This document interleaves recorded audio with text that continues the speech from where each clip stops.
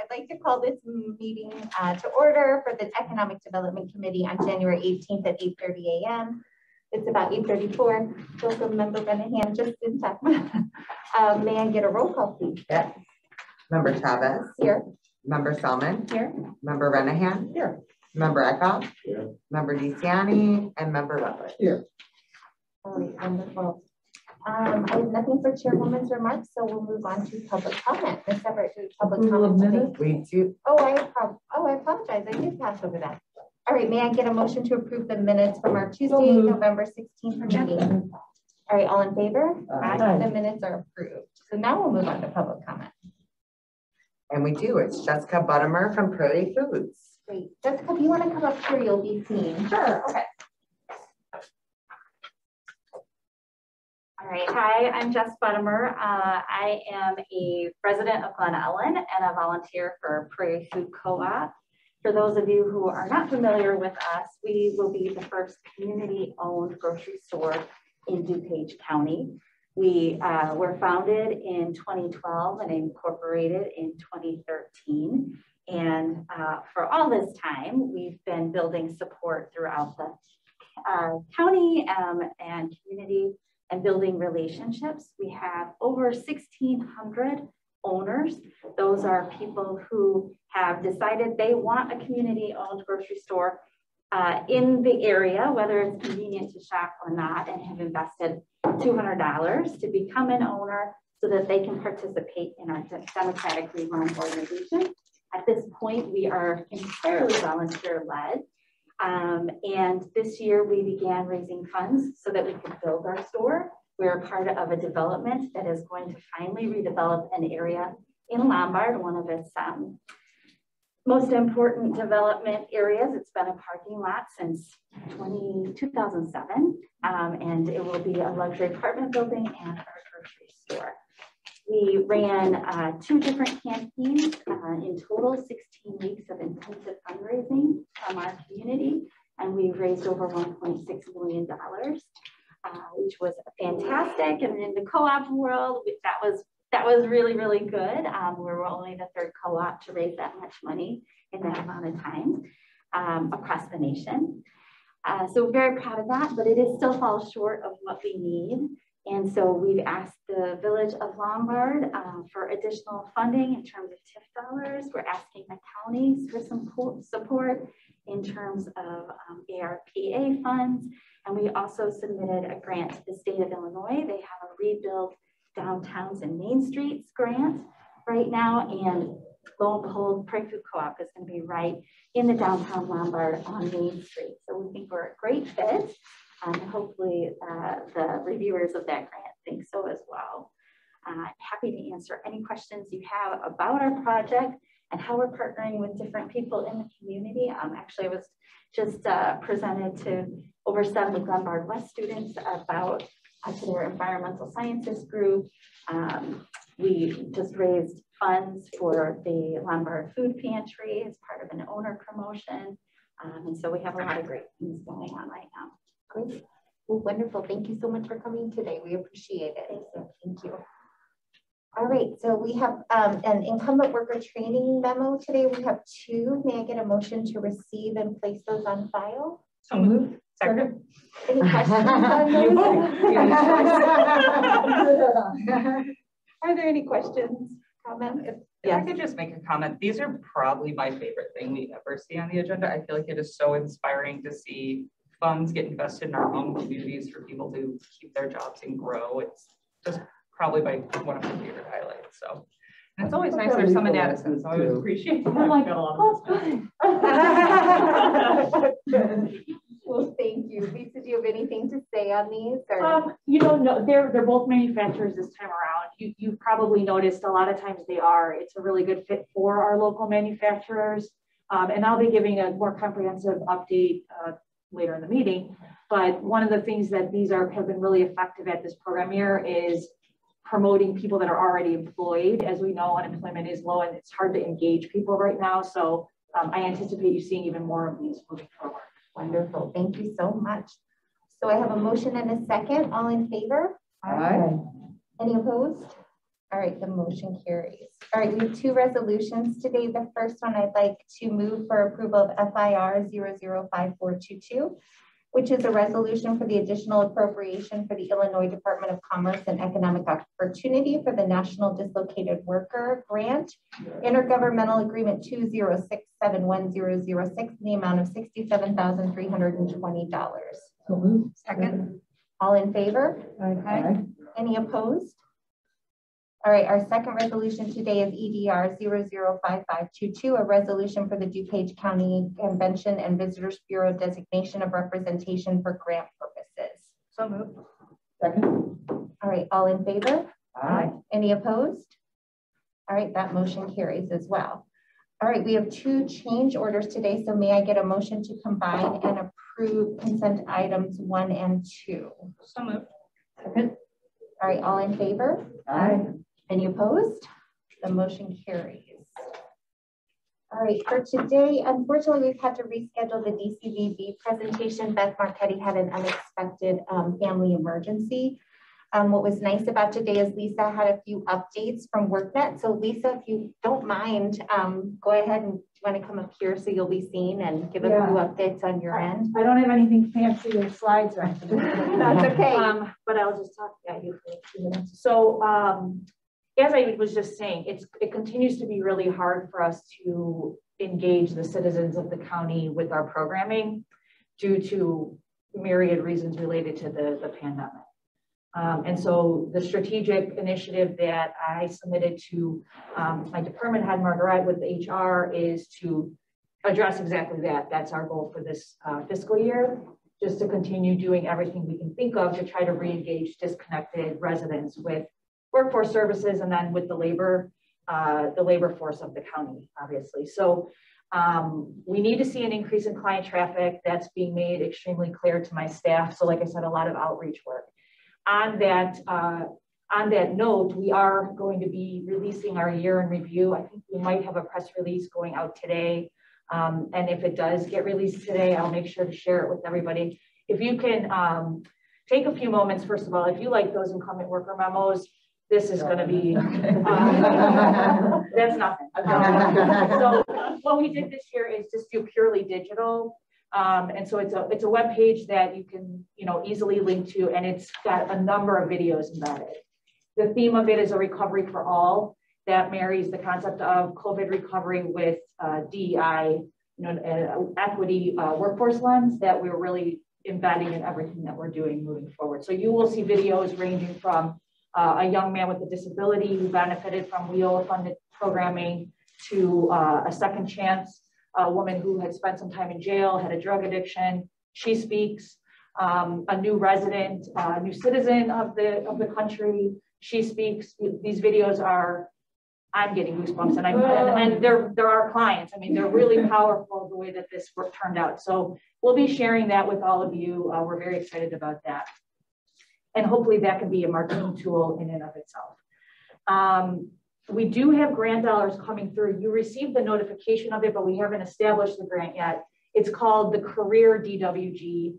I applied for this grant. We received something along the lines of $427,000, I think it is.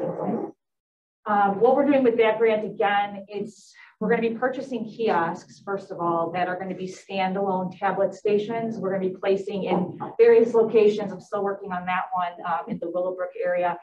Addison, the Henry Hyde Center in Addison, we're going to have one there.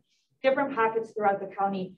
My thought is people can't resist the touch screen, when you see one. So you can go and engage right with our website and with our programming through these kiosks. The theme of the grant really is to target marginalized communities or to target harder hit communities. It does have a DEI tone to it. We're also going to be focusing heavily on long-term unemployed. We know that there are so many people that left the workforce and then, did not return. And that is really impacting our businesses in the county. We hear constantly from every company, we need people. So the two are definitely paired together, and we'll be implementing that grant soon. We should probably have it on the next agenda, I'm guessing. I hope so. Yeah, the DCO has been a little slow moving with that one. I mentioned the year in review. You saw on the agenda today, the 67,000, we're actually going to be getting additional funds. DCO is having a hard time finding somebody to use these dollars effectively, so they keep coming to us in DuPage County because our contact tracer program has been so effective. We still have 10 grant funded contact tracers with the health department. They have now all moved to full-time and gotten a pay increase. And these are people who lost their job when COVID hit. So that's the theme of that grant, is taking people who lost their jobs due to COVID and then putting them to work to address the pandemic. Yes. And so we've had a total of 30 that were employed over time. There are 10 still there. Now they've extended our grant, the deadline of the grant, and we have a total of, I think, over $100,000 more coming through to keep them working there. The health department, though there are some changes from the state of Illinois with contact tracing, they are still going to be responsible for all congregate setting tracing, so they're still going to be quite busy. They anticipate needing tracers through the end of the year, so the whole thing kind of worked out. So don't be surprised when you see another one of those come through on a future agenda. We also know, and we've talked about here at this committee, the childcare issue, ongoing childcare issue. Right after I leave here today, I'm going to be presenting to the YWCA leadership group and giving them a vision for how the CCAP, the Child Care Assistance Program recipients, can engage with our services. So that could be everything from they're already working, but they're not making enough money. So our business services team can try to talk to their employer about possible promotion opportunities for incumbent worker grants. If they're not working, how can we build their skills to help them earn more money or advance or launch a career, and really kind of painting the picture for them so that they start referring more people to us too. So the name of the game right now is really just getting more traffic.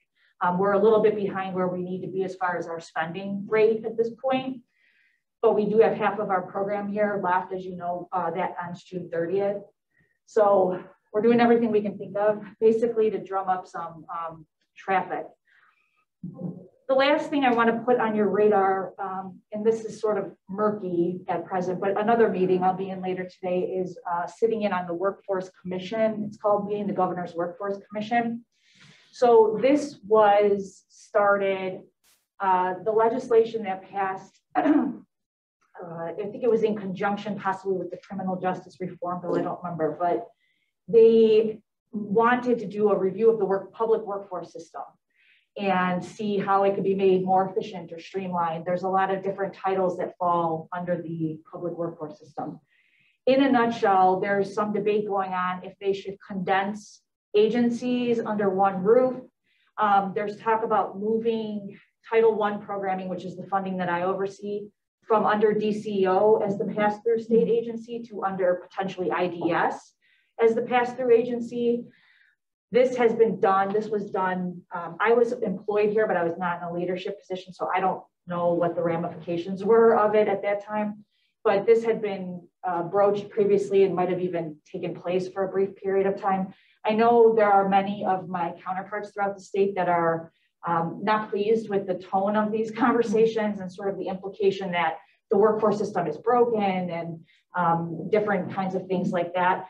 So this is another one of the meetings today. I'll be sitting in on it. I took part in a listening focus group kind of thing to collectively kind of provide more clarification on what does work about Title I funding and all of that. So I will keep you all up to date on that. There's no recommendations or anything made yet, but I believe they are supposed to have a recommendation by May of this upcoming year. So that could have wide-reaching implications if any kind of big changes are made. In my opinion, right now with the state of everything, it's not necessarily a great time to be making gigantic changes that would involve scrapping a number of different technology systems and trying to convert. And additionally, IDS has had their hands full throughout the pandemic, and I'm not sure putting, rather large, substantial programs, but the timing seems tricky. But I will keep you all informed on that if there's anything that you guys might be able to do at some point. Go ahead, Member Sommer. I have a quick question about the kiosk. I'm thrilled to hear there's one coming in Henry High. Yeah. It's like 2 blocks from my house. Oh, great. Do you know if you'll have Polish, Spanish, and English? We haven't gotten that far yet. Okay. but I think can. I mean, Yeah. Spanish definitely. Spanish, but yeah. a lot. My neighborhood is like Spanish first language speakers, Spanish first language speakers, and like 2 of us who maybe speak English first. So like, don't forget Polish, especially in District 1 is so really important. And then I just wanted to, I'm so excited you guys are working with YWCA. As a child of a single parent, they were very involved when I was a kid. So they're really awesome. I'm glad you're partnering with them. Yeah, and the CCAP extension that, as we've talked about previously, allows for if they're job searching or even working, they can continue to qualify for a credit for a longer period of time. I don't know, I think I'm not sure when the end date is of that extension, but the timing is right for people to get into programs that can boost their wage now. So that's what I'll be trying to convey this afternoon. Thanks, Lisa. Will there be one of those kiosks in Chicago or District 6? Or I'm sure there will be. Good. Yeah. We're going to try to really have them spread throughout the county. I'd love to get one into northeastern DuPage too, because I feel like we don't get a lot of clients from that area. But West Chicago, certainly, Addison, we already have lined up. We're looking at Willowbrook, Darien, and all throughout. We have a budget for a total of, we had to cut it back a little bit, so we landed on 8, but we can also move them around. So if we have a location that's not working, there's low traffic, move it somewhere else. I would love to try to get one into like a grocery store or something like that. It's something that was my next question. Okay, great. I would love to hear that because we're just looking for high traffic areas. What was your timeline on that? On getting those kiosks put in? So I will be submitting, we got all of the spec information together. We have to submit that to DCO. We're actually getting the whole setups for a little over $2,000 per station. So it's well below the $5,000 per unit cap. They're pretty heavy duty too, so they can't be like, you can't walk off of it. They're like 70 pounds. So we'll be submitting those to DCO. We still don't have the grant dollars officially yet. But once we do, then we'll make the purchases of those and start getting those out into the community. We'll have to first set up a interface for the tablet. So there's a very cheap software that will be able to remotely control what's on the tablet screen if we want to add different things or change it. So there'll be some buildup, but I would say within the next maybe 2 months, we should have the first ones established. Yeah, I'm excited about it. I hope it takes off. We'll see. Yeah. Wonderful. Well, I'm just proud of you all for just really reaching out and looking for new ways. Because I think to your point, what we've heard is we don't know how to get these workers re-engaged. And I think you all are really thinking outside of the box and trying to figure out ways where we can engage more people who have left the workforce. And unfortunately, that impacts a lot of women and mothers. And so I think that this is a great way, especially with these units and where we can strategically place them. And it sounds like we have a lot of flexibility. So I think it's a great move because of its flexibility and the fact that we can reach a lot of people. So thank you for being so innovative and really thinking it through. So thank you. Thank you guys for your ongoing support. And like I said, once we have the year in review officially launched, I will make sure that you and all of the county board get that, and any kind of help you could do in sharing that on social media would be absolutely outstanding. Wonderful. All right. Thank you. All right, wonderful. So do we have any old business for today? Seeing none, any new business? All right, without objection, we are adjourned. Thank you, everyone.